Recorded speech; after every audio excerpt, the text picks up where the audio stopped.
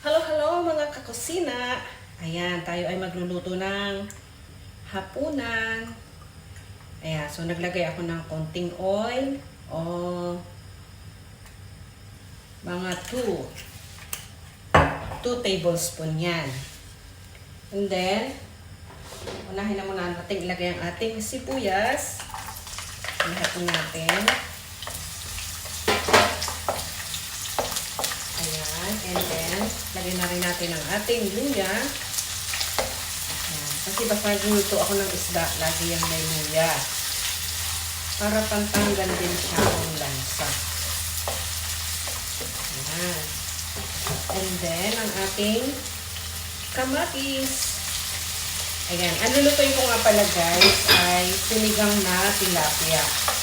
Ayan, medyo matagal-tagal na rin kasi ako hindi nakakapagluto ng tilapia. Kaya, ayan, luluto tayo ngayon.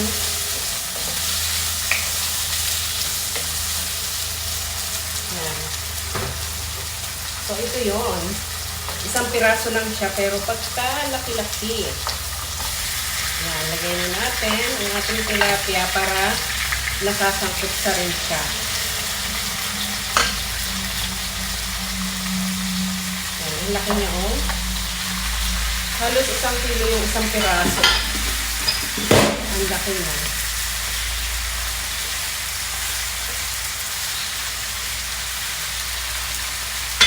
At habang sinasangkutsa natin siya, timplahan na natin ng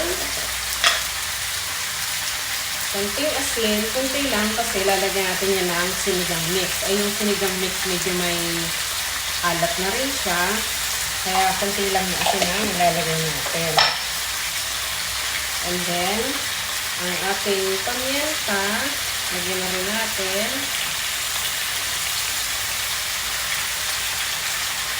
Yan. At yung ating sinigang mix, lagyan na rin natin. Ayan, more sinigang mix. Baka naman.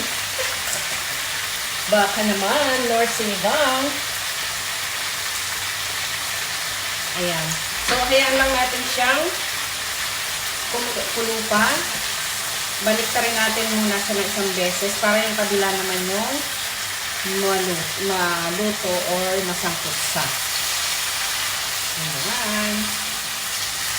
Super laki. Ngayon lang ako nakabili ng ganito kalaking tilapia. Na halos 1 kilo yung isang piraso. Yan.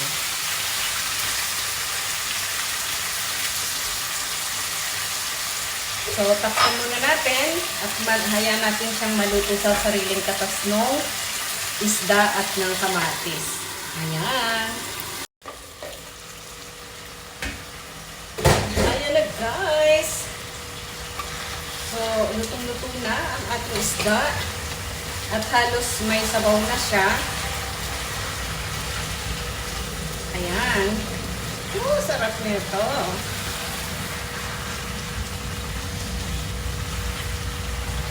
Ilang araw na rin kasi ako hindi nagra-rice.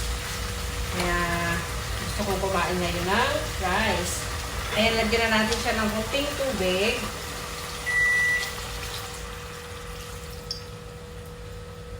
Ayan. And then, ilagay na rin natin yung ating gulay.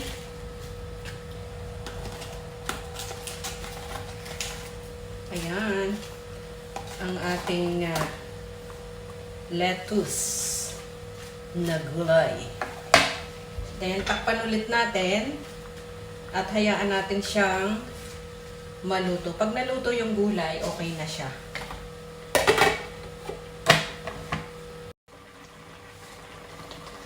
Ayan guys, okay na to. Ayan. Thank you so much. Sana panoorin nyo mula umpisa hanggang dulo. Maraming salamat. Hanggang sa susunod.